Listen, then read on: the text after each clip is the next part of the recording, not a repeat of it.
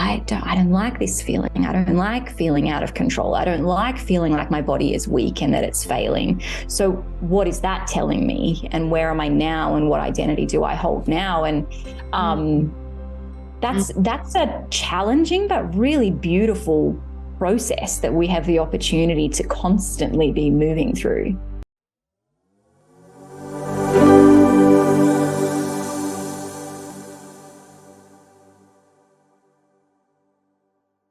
Hello, Thrivers. Welcome back to Thrive with Sharon podcast. This is season 3, and we are rolling and rocking, and I am so excited. We've had some great guests so far. The engagement has been incredible, and I love hearing from you. I want to ask you once again, if you are just coming to see and hear this for the very first time and you love what you see and hear, please make sure that you like and subscribe, send us any comments, and rate and review.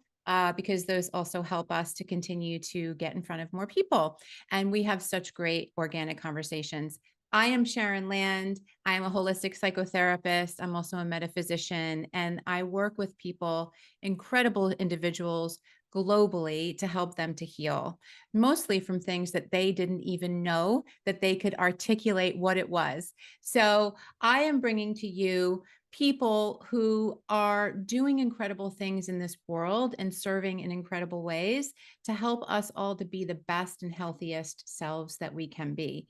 And today is no exception. I have Holly Maree, but I noticed that there's a different last name, right? So I'm going by Holly Maree. You can call me whatever you like. That's fine. Beautiful human being. And Holly is the world's only specialist in human design manifestors, which I am so excited about talking about. She facilitates the official online teaching community exclusively for manifestors, and she is a certified human design and gene keys teacher and a business veteran with 15 plus years experience in multi-million and 6-figure businesses under her belt. She is also certified clinical hypnotherapist, breathwork practitioner, EFT and meditation practitioner, a Reiki 2 healer, and a certified trauma-informed life and success coach. I think you're like my spiritual sister and my soulmate at this point. But just reading Let's do it. right? But I just welcome you so much, Holly. Thank you for coming today. You. Oh my gosh. Thank you so much for having me. It's always so beautifully confronting hearing your own bio read back to you, isn't it? Like, I'm a pretty great individual. Look at that. That's right. Rock on with it, right? But it's really interesting. I'm curious how you landed with all of the different experiences and certifications and offerings that you have to the world. I think, like everybody, my journey has been complex and winding and long. I think that this whole kind of narrative that we want to have about this super tight nutshell of like, oh, I went on a retreat and I had this idea for this business and I came back and I put it into place and it became what it is. It's just really not the reality for most of us. My background pretty far back was actually in nursing. I was a nurse, came through the medical field, have always been fascinated by the concept of healing people in a lot of different ways. And, I think back then nursing was the thing that was accessible for me and it was available. And for a time that nourished my desire. I came from a very long chronic health history myself, thankfully not anymore. And I also came from a very traumatic childhood and adolescence. And I wanted to be in a field that had meaning. I wanted to do work that had some level of purpose, which of course I pretty quickly discovered a few years into nursing was not what the Western medical system is about. And you're super limited and super hemmed in.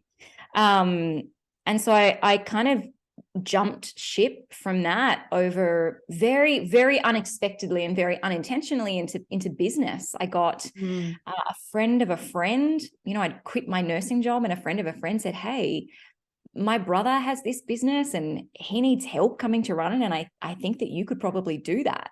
And I thought, oh, why not? Like, I've never done business before. And that started me down a whole business trajectory. I moved into hospitality eventually, owned my own hospitality and events business and did a lot of business consulting for many years. And I found the journey of business was so fascinating to my mind, right? The structure of it, the strategy of it, the drive of business was just so enrapturing for my brain to dig into. But of course, like most people find, ultimately, after several years of doing that, and especially in a field like hospitality, after so many years in there, there was this huge chunk of my body that was not in line with that process. Yeah.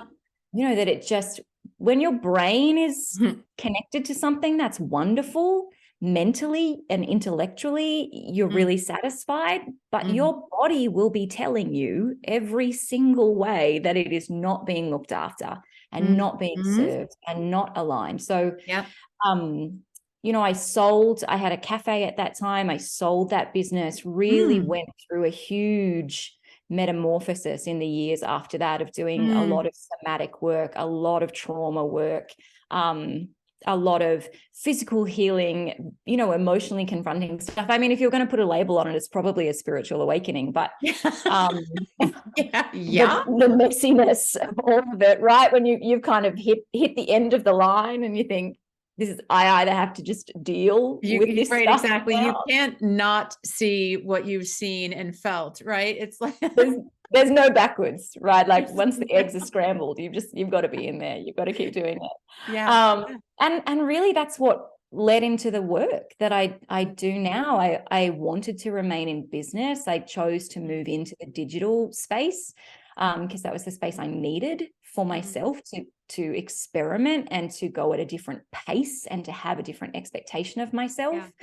And over time that has evolved.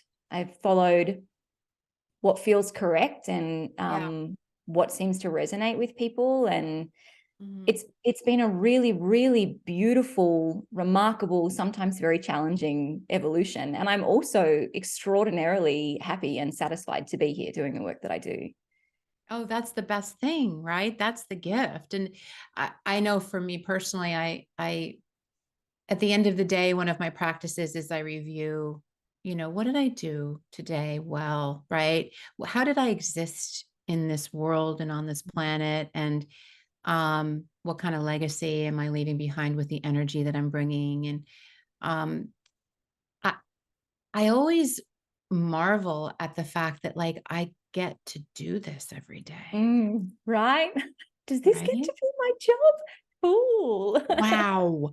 Right. Yeah. And the way that I'm going to go into a rabbit hole, like the way that sometimes we're so taught about validation and that you're doing the right things is when everyone publicly sees it and gives you the accolades and you get the rubber stamp. And it's like, yeah, Holly just did that today. And so that means that she's on pace for this. And that means that she's, the authority on these things. And now she's got the certain number. And really, to me, the magic of this spiraling path that we decide to go down, right? And that you're describing for yourself is that I'm sure, like me, you hit points on the journey where you just felt these hits in your body that were just like, there's nothing tangible that's telling me any of this other than the knowing that I am exactly where I am meant to be right now. And to have that feeling of like presence and purpose and wholeness and home as you're choosing to honor just what's inside of you, it's magical. Absolutely. Right? Success is not success without that. I mean, that's the reality that we've really been fed a story about success that is an illusion. It's not a reality. And certainly for me, there was a kind of marked clarity on that in my last business when, we were a very big business. I supported 50 staff. We were pulling in $2.5 million a year. I was also working 90 hours a week and constantly pushing myself. But the external validation for that was constant and reliable. It was this glorification of look what you've done. Look how successful you are. Look, you're amazing. And people, my friends and my family wanted to spruik that. They wanted to own that. They wanted to be near me. And what I felt was, I hate every minute of this. This is destroying me, right? This is broken. It was such a kind of like behind the veil experience, right? I was like, what? But what? But I did it. I did all the right things, and I followed all the pathways, and I got the money, and I got the success, and I hit all those metrics. Why doesn't it feel? It doesn't feel good. It feels awful. This actually feels like it's destroying me piece by piece to show up for this. And in moving from that into then a very different pathway of saying, of course, money in business matters. Of course, success in business matters, because you go into business partly for those reasons. However, the most important priority, the number one thing that will tell me if I am being successful, is if I feel aligned, if I feel like this is correct for me and this feels successful for me. And that's a beautiful place to be in as an individual. I've also found that that's very triggering for other people, because it really threatens a social narrative that we're taking some time to undo that narrative. Yes. So I want to go into that, if that's okay with you, because Please. good. I see this happen all the time. And I think it's that whole putting people on a pedestal thing that we continue to do, which is really perpetuating a lot of just patterns that we don't even realize are programmed into us and into our subconscious. And, we can go into like ancestral trauma and epigenetics and systems and all of that stuff. And it doesn't matter. We're literally on two opposite ends of the earth right now, you and I, right? So, and it doesn't matter. It doesn't matter proximity as far as that's concerned. What matters is that alignment, right? And finding your way to that alignment can be really challenging, because like you said, society is really programmed, and we're, a lot of these social media outlets, which I love, by the way, because I think it's great. It's connected me to incredible human beings all across the world that are doing It's amazing access. things, right? It just, Yeah. But I think it's also the structure of the social media is designed to the metric system, right? And the number system and the numbers game. And it feeds into that same kind of patterning that isn't, in many ways, it's a lie. Absolutely. Yeah. Yeah. But when you're surrounded by that, and having that constantly reinforced, it can be very challenging. Even if you're aware that it's not a truth, it can be very, very difficult to remove yourself from that. And I really think that's where the body work comes in a very kind of practical daily sense, other than the big shifting and the healing. I think in this daily experience of being human, the body is where it's at. Because the body is the wisdom keeper that will say, no, my brain is receiving this as truth, but this is not actually truth. This is really not working for me. And I think that our evolution as humans, as individuals, but also as a collective, is to be learning to master that conversation with self, right? We always have all of these multiple parts of us, and there's a joy in that journey, in constantly learning to bring those together. Yeah, it's the greatest love story of all. For sure. right? Yeah, I love that. Of Yeah. falling in love with our existence and our becoming more of ourselves, right? And I think that many times we chase the love story outside of ourselves, and we try and force ourselves into a box to try and make ourselves attracted or attached to something that we have an idea of, that maybe it will give us what we want, but really it's all here, right? And Yeah. it's the body, it's the mind, it's the spirit, it's the energy, and all of those things are part of our experience here. And I believe that, especially coming from the trauma lens, tell me if you agree with this, that or not, that it's fine either way. Um, so I think that part of what we learn, especially if we experience early childhood trauma, I also had a very similar story to you, or journey to you, in that, I experienced a lot of early childhood stuff where it was very challenging and traumatizing, and it just continued and became more compounded and complex. And so, like, literal complex PTSD.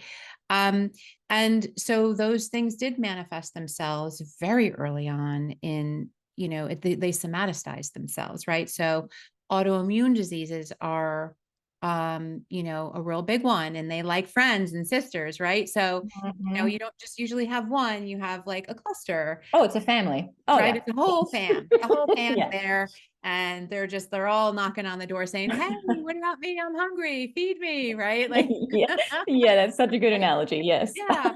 So, yeah, I guess all of that to say that, especially those of us who have experienced that, learned early on that it didn't always feel safe to be in our bodies. Um, Mhm. Maybe because it was hard to be present in some of the chaos that we were living in our lives in the Mhm. external world. It also probably felt very unsafe to be in our physical bodies, because of the pain that we were experiencing as a result of unhealed trauma, and so on and so on and so on. So to come back to our bodies is, it's one of the most divine things that we can do. Mm. And it is absolutely beautiful. And it doesn't matter how you identify, who you are. Um, it really is just that if you have a body, it's time to come home to it. Yeah. Yeah. It's also a dedication too, right? It's also a um I think that we are very caught in just a widespread ideology that we can receive something once or do something once and then it's in place, right? Oh, Right. I've got that in the Right. bag. Check the box, You know? move on. Right. Yeah. Finished, like a resume, and certainly like the personal development spirituality space reinforces that. Yeah, it's you had that one experience, great, that's it, you've finished, you've got that cleared. And Yeah.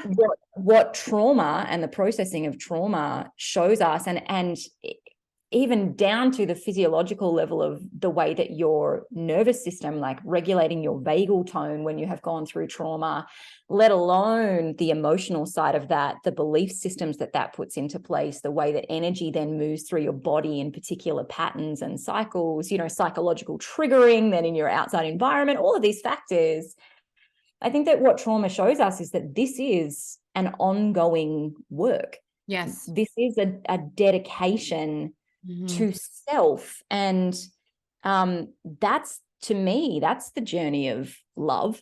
That's the journey of Yeah. self-love, to Yes. not shame myself when those things Mm. occur, but to come into a place of grace and surrender Mhm. and openness and recognize. I mean, I think like Eckhart Tolle put it so succinctly. He doesn't normally speak succinctly, but I think his paraphrasing of it's not happening to me, it's happening for me, is such a Mm. beautiful lens Mm. to put on this Mhm. process. And I mentioned that I came from a chronic illness background. Mine was autoimmune. I had an autoimmune liver disease, super rare, Mm. was meant to be fatal, and was diagnosed at 14, not expected to get past 21. Of course, I lived past 21 and got to 30 years old, and the disease actually burnt out concurrently at the time that I was doing body work. and self-work. Just fascinating little, non-coincidence at all. However, that was it. Those were my formative years. That was my whole teens and my whole 20s was being a chronically ill individual, being a patient, experiencing a lot of lack of autonomy over my body, medical trauma, invasive things, even with the best of intentions, because people were trying to keep me alive. Right.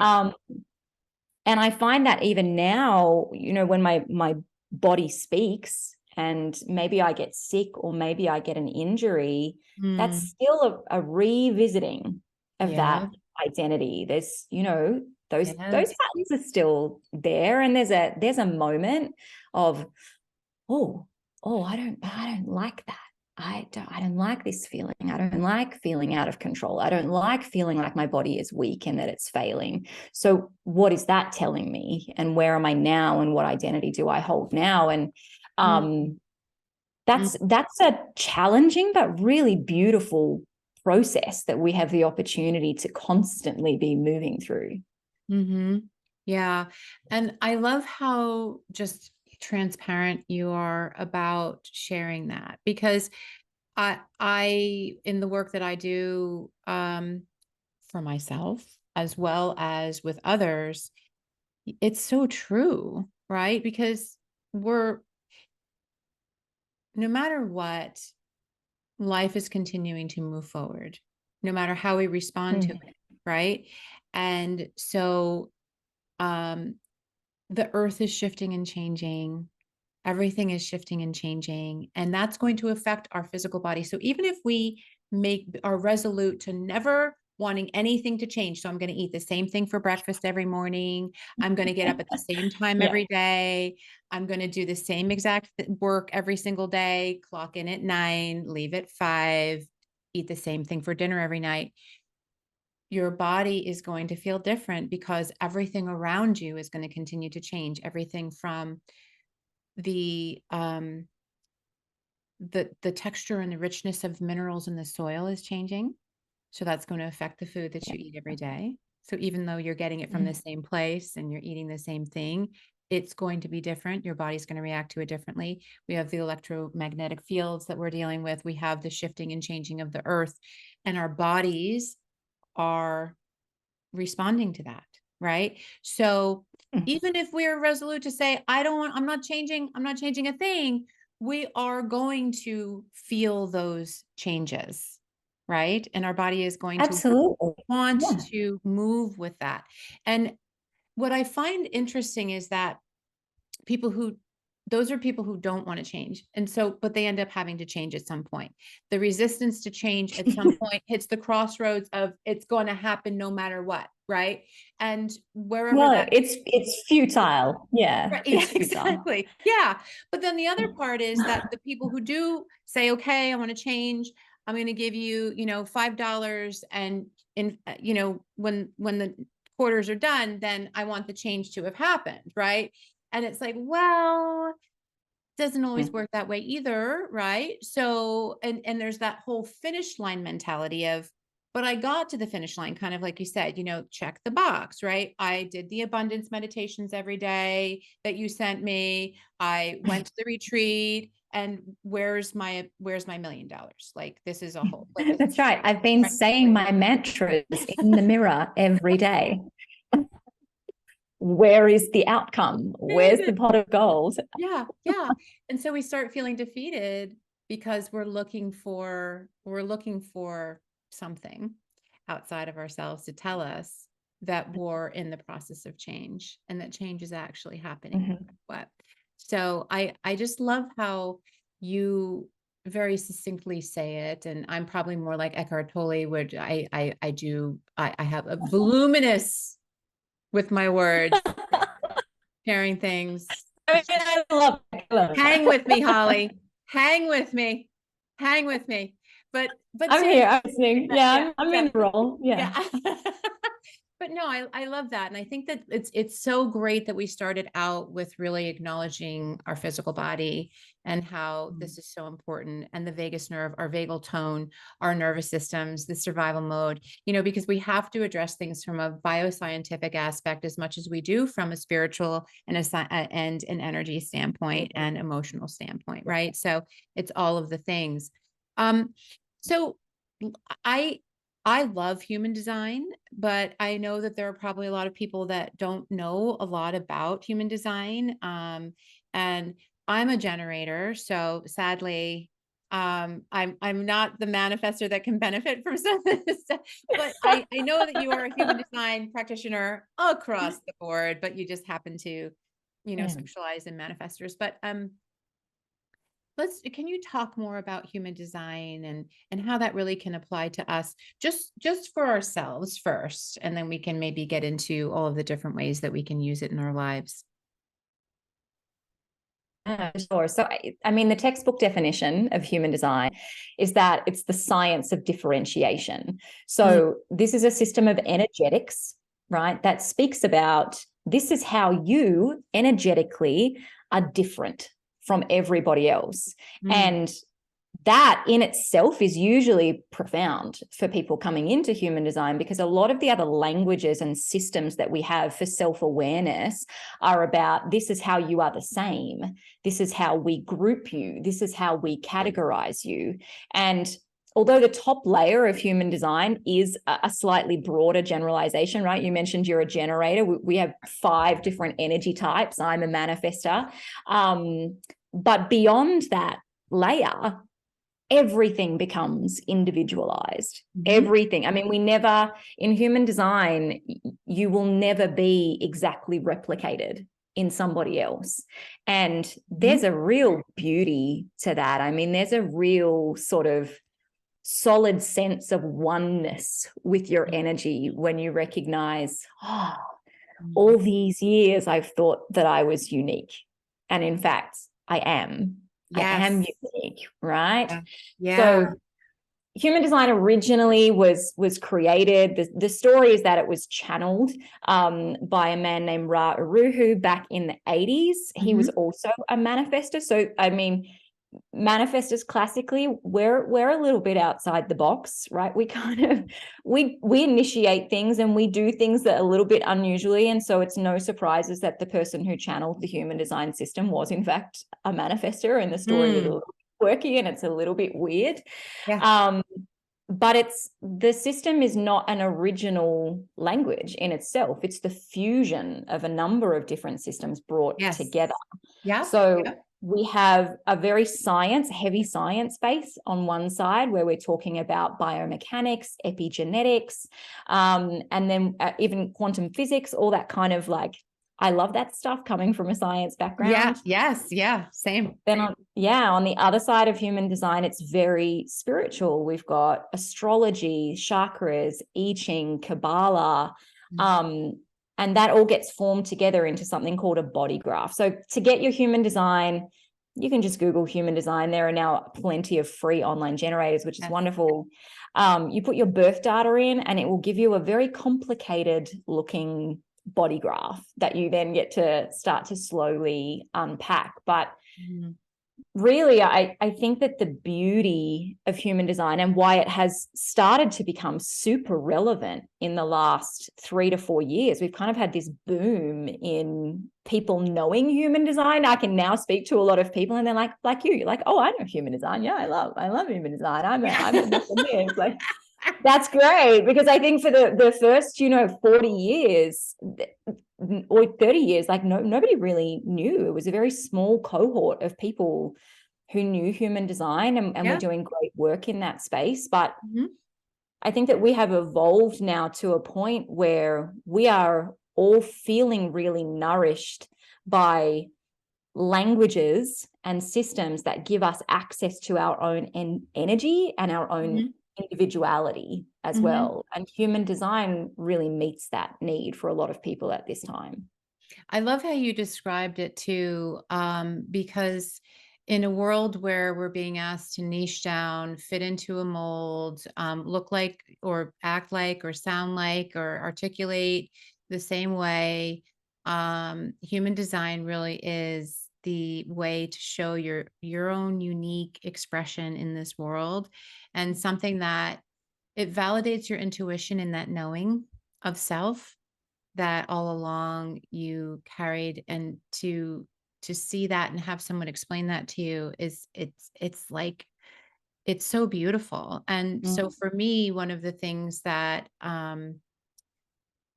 that I learned is that I'm a medical medium, and I've also, and deal in trauma and all of those things, right? And so I have a closed spleen. And even though I'm a splenic authority, right, which means that I get that gut like, yeah, do it, right? But so learning that helped me to understand how I didn't, a lot of people who work in the healing space, especially, um, they, some people call it empathetic. I think it also has a lot to do with their open spleen, that they take on a lot of it's hard to not without being aware of Yeah. that, right? It's Yeah, they hard don't to have a not filter. Yep. receive that. So all of a sudden, if somebody starts talking about maybe like, I don't know, fibromyalgic symptoms and so on and so forth. The next thing you know, somebody who has an open spleen is going to like, oh man, I really feel like, Mm-hmm. and Mm-hmm. like literally start to see the physical. And so for me, I thought, oh gosh, like, do I just not care about people that I'm not having, you know? Um, or the fact that I have like everything from here up is completely open, right? Like open Yeah. vaginal, open throat, open heart, right? So it makes sense then that I am constantly getting pings and downloads from a gazillion different resources and sources in any given second. And so part of my working and moving through the world is just on a very multidimensional level, on all of the levels all of the time, right? So I thought that, which has a lot of neurodiversity in there, right? And so the way that we label it, and so I just thought, again, like there was something wrong with me, right? That I had access to seeing and thinking and believing and, all of that stuff. So that was part of my trauma, actually. Right. Mm-hmm. And so, Mm-hmm. so fast forward to then healing those things and becoming right with that. And then having somebody explain to you your human design chart and showing you that, gosh, all along you knew it, but now you actually have this like other way from the universe, this download that was created by this, man who is just so intelligent, right? And Huh? beyond. Pretty It's like unusual. Yep. Yep. where I couldn't find the right word.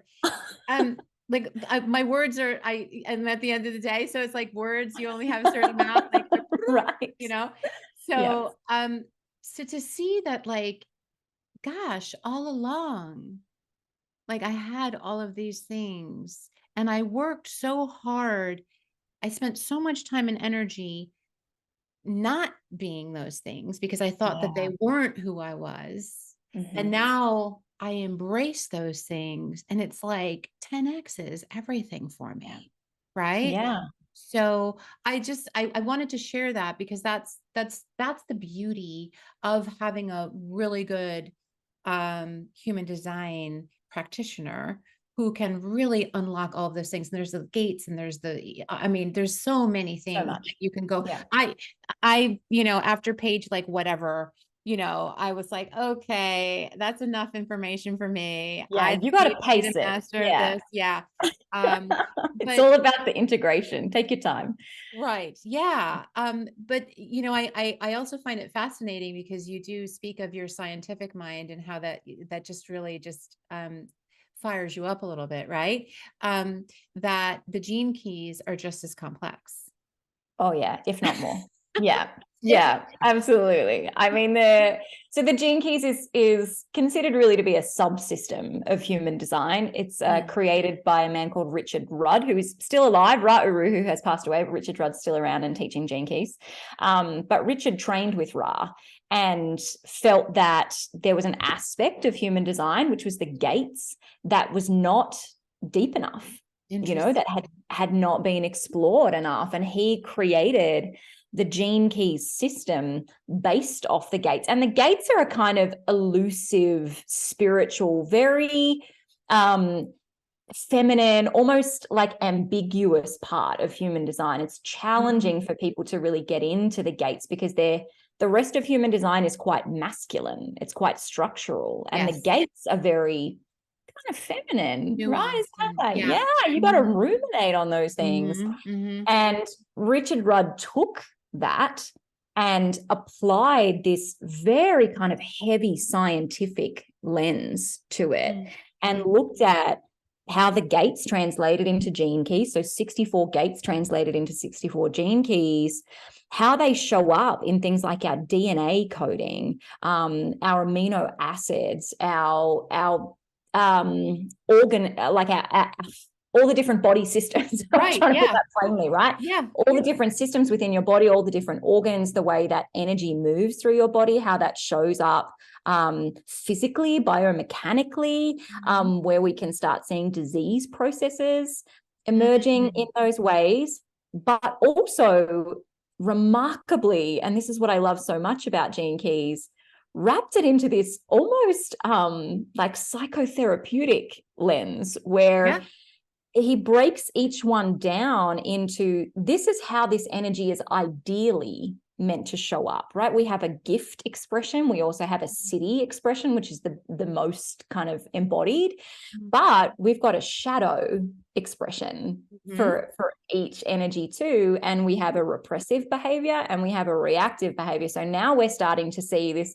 kind of almost like a CBT, like a cognitive behavioral therapy thing going on here. Like, oh, I can see how when this energy is sitting in this way in my body, it makes me behave like this. It makes me react and respond to myself and to the world like this. And to me, Gene Keys is very deep. I really think that you need to go through the human design system before you dive too much into Gene Keys, because it gives you an understanding of those upper layers and of self. But Gene Keys is revolutionary. I mean, this is revolutionary. Like this is a system and a language that is changing our physical bodies as well as our spiritual state at the same time. And I think that we will see Gene Keys becoming much more well-known and much more relevant probably in the next 5 to 10 years. Oh, I agree.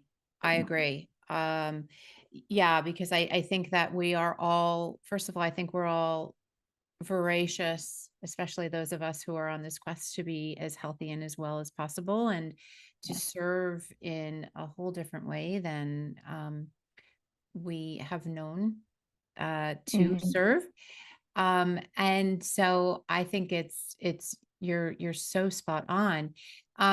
So let's talk about then, because really where your sweet spot in all of this is to help people in business and really business. So share about that and how that translates in. To me, business is an energetic process. We always looked at business as a structural process, and there is so much fun in the structure. I mean, the structure of business is great. I could nerd out and talk about that all day, but business is an energetic journey. It's an energetic process because your business, especially in this kind of entrepreneurial age, this digital age of business where everything is accessible and there are no limitations to any person anywhere going into any type of business now, which is extraordinary. That's extraordinary. But it means that we're now entering a landscape of business that is not about, oh, hey, I'm a butcher.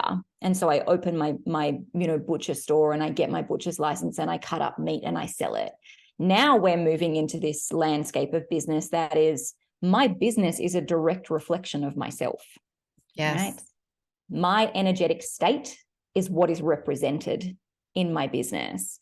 And So we are no longer able to just put a uniform on and show up and produce a product and make that available for people, because society has moved on from that. We've all journeyed onwards from that. So I love, currently the work that I do is using different languages, different systems that help support that process, right? For a lot of people, that's human design, and that's great. Human design is an incredibly helpful tool for business, because it says this is how you're energetically wired. Yeah. And if you can understand how you are energetically wired, and I think, Sharon, you put it so beautifully before in your own journey through human design, that it's about discarding all of these behaviors and energies and ideas that you'd picked up that you thought you had to do. You thought you needed to be that person. And human design says, hey, that's not part of your wiring. That's not part of your blueprint. Forget about it. If it's a shortcut, if we can go from here where we are to, I get to just put down all of the things that are not me and that are not correct for me, and only do the things that are correct, that are going to be expansive, that are going to grow into outcomes, you move quick. You move really, really quick. You can really do that, in the spiritual space, it's that quantum leaping, right? It's right. We're moving rapidly from one growth place to another, and that will show up in your business. Of course, that will show up in your business. Yeah. And that, because I don't believe that any one system is the be all and end all. I think that we're really, I'm so with you on that. Yeah. We're really complex beings, and we're constantly changing, and the ways that we can approach ourselves and approach each other should always be evolving. It should always be moving. So I don't limit myself purely to the lane of human design. I love human design. I teach a lot of it. I teach a lot of gene keys, and that's kind of my current lens. But I do a lot of other work. I'm always looking at, what are these other tools that we have? Do we need to look at the neural programming here, right? And hypnosis is really great for that. Do we need to be looking at the nervous system regulation, right? So the medical model is even brilliant for that. Looking at how energy is moving through your body. Do we need to be doing a somatic process here? Do you need to be having an interactive energetic experience where energy is being moved by another person, right? It's just, I think that we need to let ourselves be free to paint a really messy and beautiful picture in business. Oh, I agree. I totally agree with that. And that's one of the things that I am very passionate about. And in a world that asks us to niche down, I always say, like, let's continue on our journey of discovery of all of the things that make up who we are, right? I call it like the kaleidoscope of who we are. So we can show up and be that, right? Because that's what we're really born and designed to be doing. It makes us, and it shows up somatically and otherwise. It shows up in our lives in one of the 5 core parts of our lives that are important, right? So finance, business, relationships, physical health, emotional health, right? So or more than one at once, sometimes in a hybrid. Right, of course, yeah. Correct. I've experienced more than one of those. Yes. Right. In my own crisis. So, so I think it's really important to acknowledge the fact that while it may help us with certain things to be clear about one thing, but that doesn't mean that that's all of who we are and how we serve. Right.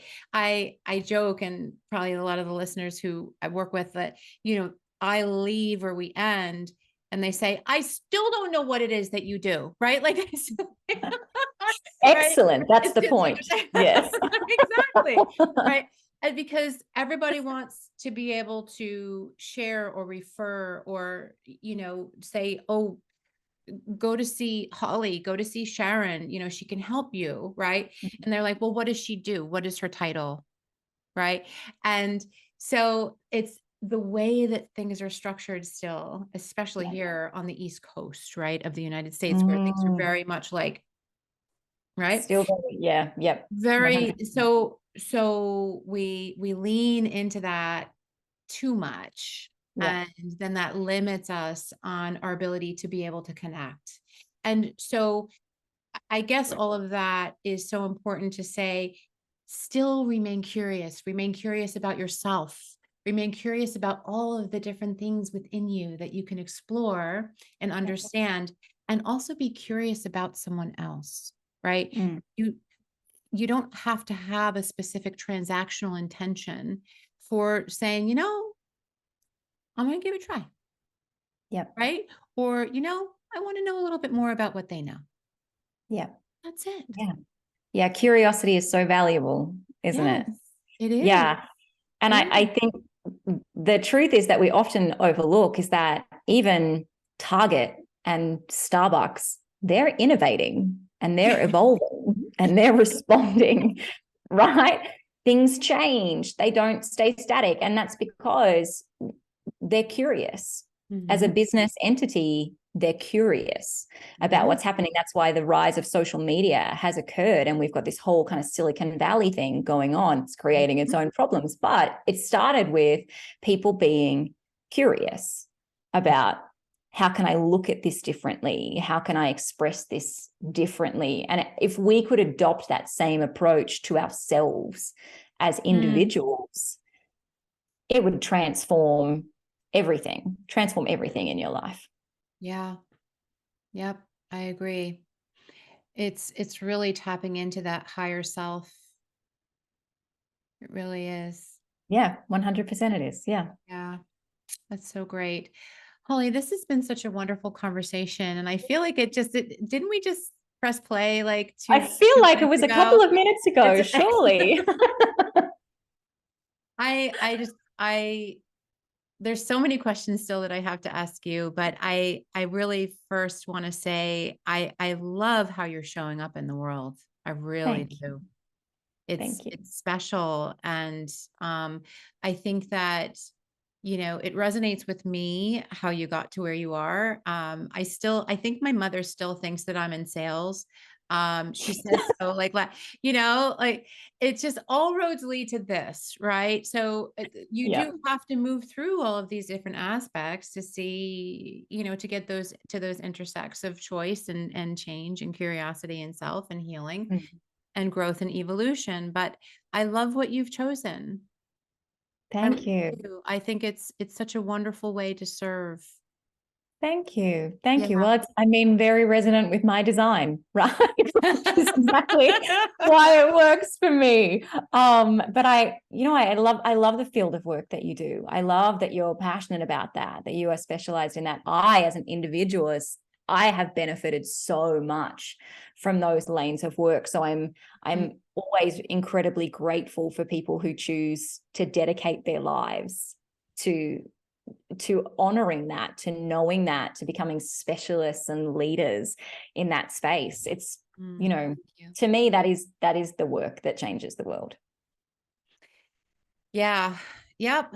I agree. I think we're all change makers in different ways, right? We're all links in the chain and we're all super important. And I think that the day that we said yes to ourselves is the day Mm, that we made the greatest change for others.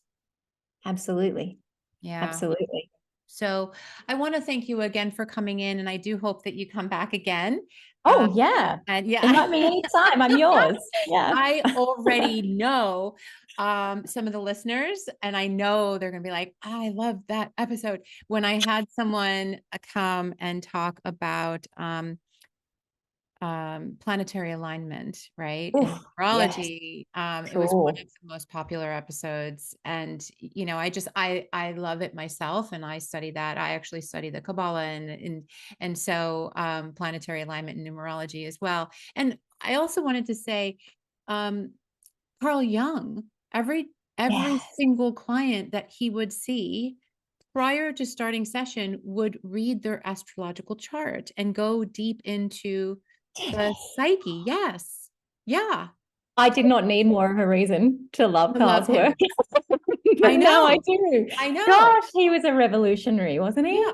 And when people look at me like I'm a freakazoid, right? So I'm amongst all of my, peers who are like, Albert Ellis and CBT, and, Mm. they have like their keys color coded because it's so structured about things. And I'm like, oh, I don't know what I'm doing today. Let's look at But I'm like, but look at Carl Jung. He's one of the Mm. pioneers in our field, right? A And godfather.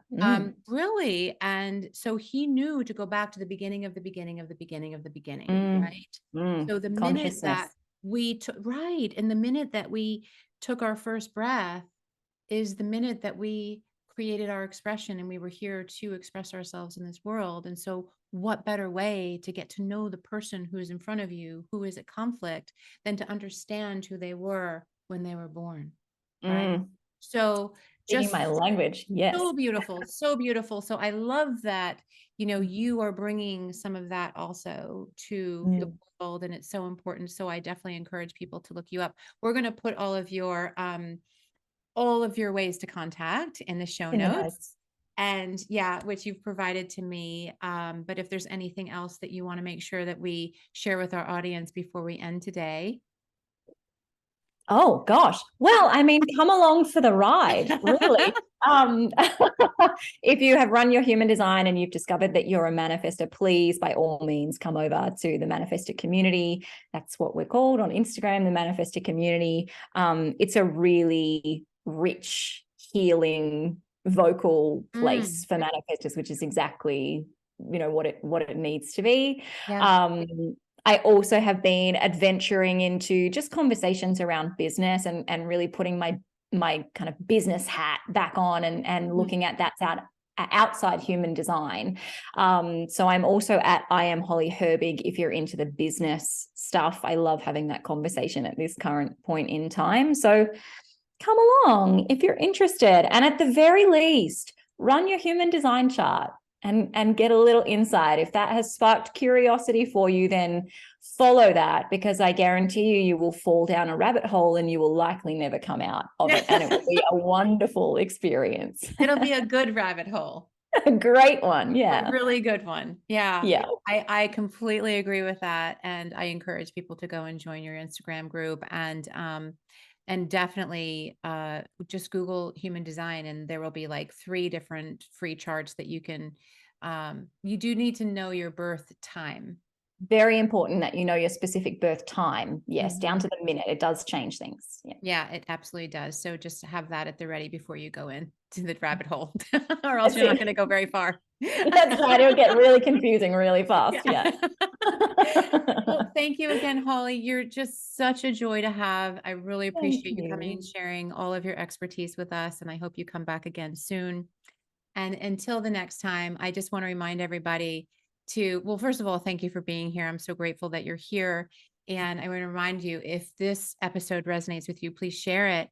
And make sure, if this is the first time that you're coming into this podcast, that you like and subscribe, and you rate and review, and you leave us a comment. And I am, very responsive. I'm sure Holly is as well. So if you send us a message through one of the many portals that you can get to us, Reach out. We're chatting. Right, reach out, and we'll be happy to respond and answer your questions. All right. So until the next time, please be well, take care of yourselves, and peace and love.